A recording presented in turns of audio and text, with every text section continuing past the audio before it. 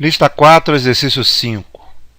Um condutor, na cor abóbora, suspenso por dois fios flexíveis, como mostrado na figura, tem uma massa por unidade de comprimento igual a 0,04 kg por metro.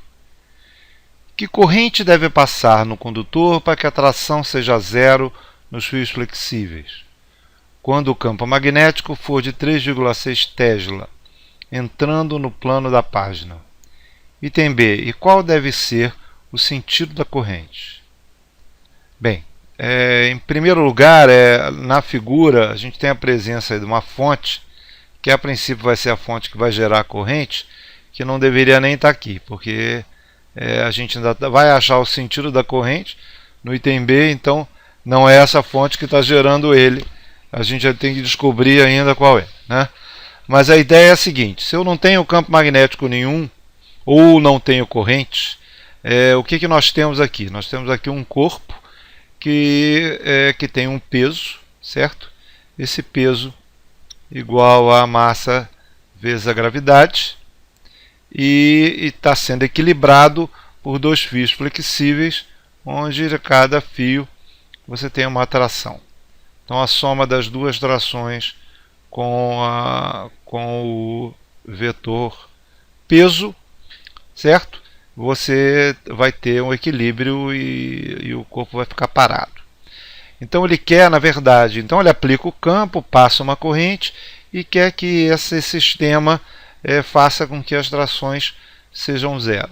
Ora, para a tração ser zero, ele tem que aplicar um campo, uma força magnética, que é o caso no problema, uma força magnética, no sentido contrário à força-peso.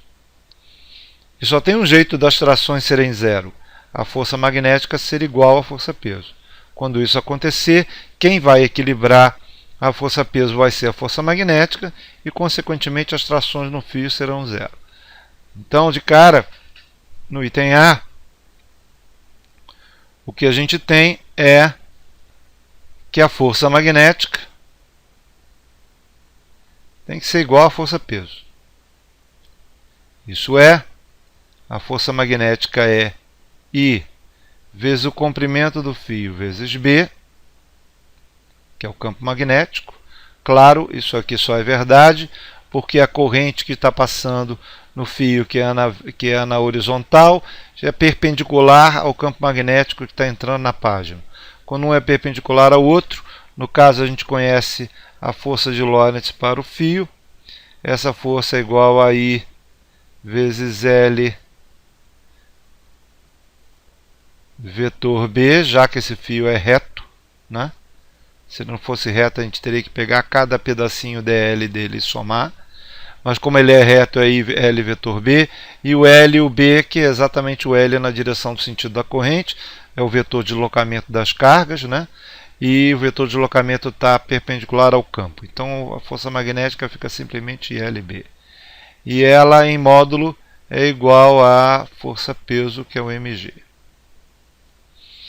Consequentemente, a nossa corrente ela é simplesmente a massa pelo comprimento vezes G sobre o campo magnético, sobre B. Ok? Então eu tenho a massa e o comprimento do fio. Ele não dá o comprimento do fio, mas ele dá qual é a massa por unidade de comprimento. Isso é, se eu divido a massa pelo comprimento, que é esse termo aqui, ele vai me dar 0,04 kg por metro. Essa é a ideia de ele dar o dado desta forma.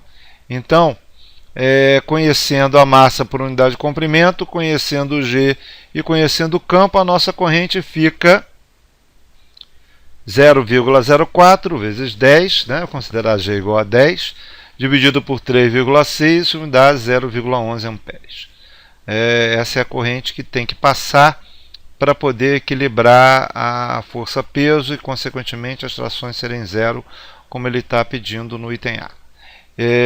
No item B, ele está pedindo o sentido da corrente. Ora, a ideia é, para que a força magnética seja para cima, o L vetor B, o L está no sentido da corrente, né, porque é o vetor de deslocamento das cargas, você vai ter que ter E o nosso V vetor B, né? No caso, o V vetor B, o V aí a velocidade do movimento das cargas positivas e o B para dentro. Para o V vetor B ser para cima, já que a gente está falando no movimento das cargas positivas, certo? Então a nossa corrente tem que ser neste sentido. Ok?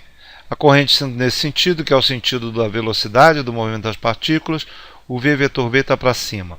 Como a corrente indica o sentido do movimento das cargas positivas, então isso vai fazer com que a força magnética seja para cima.